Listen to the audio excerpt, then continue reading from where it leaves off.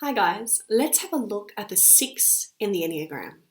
So the 6 is part of the head triad or the thinking center of the Enneagram, which means that they like to think a lot. So the lens of the 6 is someone who searches for security, dependability, and loyalty. And at the end of the day, they just want to feel safe. So the 6's fear is of being unsafe. So the best way to explain the 6 and this fear of being unsafe and looking for security is thinking of a meerkat. So imagine a meerkat.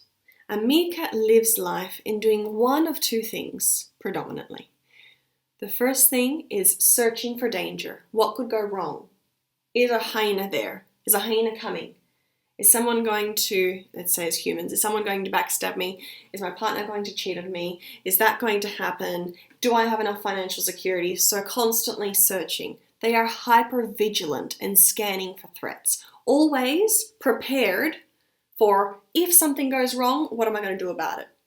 And that comes to the number 2 thing that meerkats do, is they prepare their tunnels and escape routes just in case. And so 6s do the same thing. Do I have financial security? Do I have friendship groups that can secure me? Do I have my own independence that I'm okay? So they need to have a secure network. Now, the thing about the 6 is with a secure network, they can sometimes struggle with a little bit of a tug-of-war.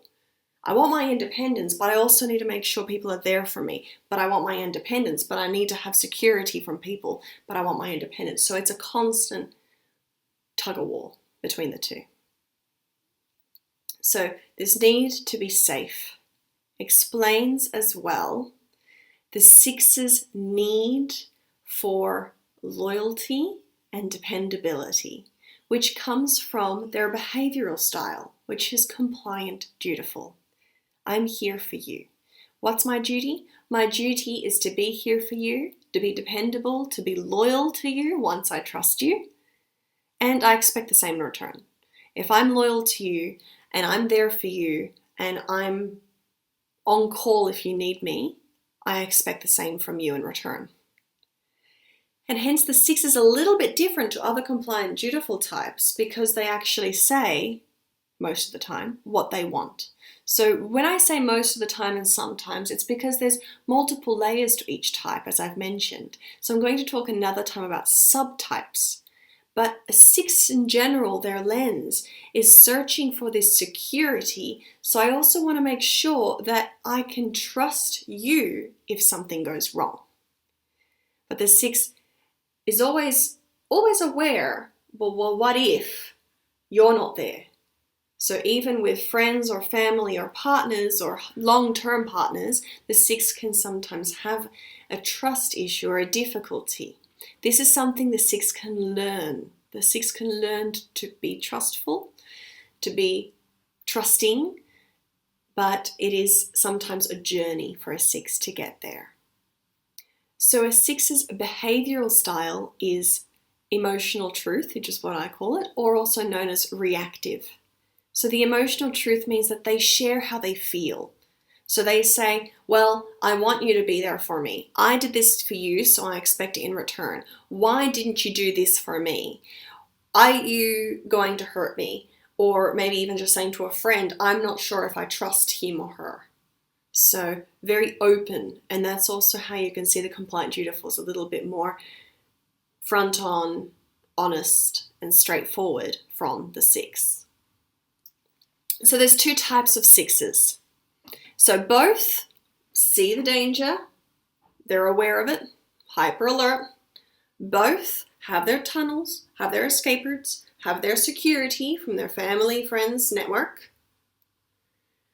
But there's the counterphobic, which goes towards the danger, and there's the phobic that goes away from the danger.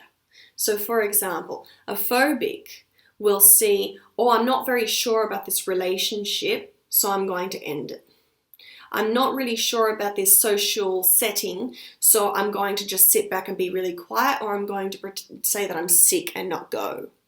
Or I'm not going to trust that umbrella is going to fall, so I'm going to sit on that other chair. Whereas a counterphobic is someone that goes towards that danger. So maybe more questioning of the relationship may go towards the other person and say, are you going to hurt me? Are you cheating on me? What is happening? So much more direct. They can also be more direct, let's say, at a dinner party and say more things that they're thinking of and they say it out loud. They can be quite forefront, and people think sometimes that these are 8s in the Enneagram because of this intensity. So this counterphobic can also be physical. For example, I do know a counterphobic 6 who saw a bushfire. They were on a motorbike and they thought, well, I'm going to ride through the bushfire and see if I survive it. So these are all different explanations of, I know the danger. Am I going to go towards it or am I going to go away from it? And that's the 6's lens. I want to feel safe, I want security, and I want dependability. But which way are you going to go about it? So the 6 is someone that sometimes struggles with procrastination. So they may have a goal and they may struggle to get there because they procrastinate around it. Because this sense of need for security before they get something done. And also 6s are the sort of people that will fight for the underdog, will defend those that cannot defend themselves. But they do always expect others to do the same because of that compliant dutiful. So my little tips for 6s. My first tip is, with every type, learn your lens. Learn how your lens differs from other people. Learn the lenses of other people around you. They may want to do an Enneagram test, or you may want to explore it together.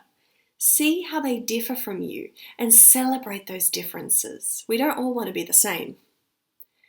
With a 6, if you experience a lot of anxiety, which a lot of 6s can, seek help. Don't go about it by yourself. It makes life much harder. So seek professional help. And be aware of this tug-of-war between independence and dependability. Be aware of that. And for people who deal with 6s, remember that their fear is of being unsafe. So if ever you see them become a bit, freezing or fleeing, or that they fight, question yourself, did I make them feel unsafe? What happened? And how can I have a conversation with them to see what happened? What did I do that made you react in that way? How can I support you better? How do you want to be treated? Have this open conversation. And 6s learn to have these conversations with people rather than reacting so quickly. A very good tip for 6s is to remember that not everyone is out to get you. Sometimes your mind is your biggest enemy. I know it's also your best friend. So have a friend that you can confide in, that you can talk with, or a colleague or a professional that can offer you advice to see your fears from an outside perspective and not just in it. Because sometimes your thoughts may control you more than they should.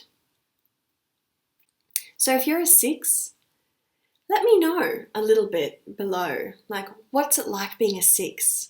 What do you love about it? And what are you working on for it? And what do you want to tell people about the 6? What do you want people to know about the 6? So we are all learning how to live life better together.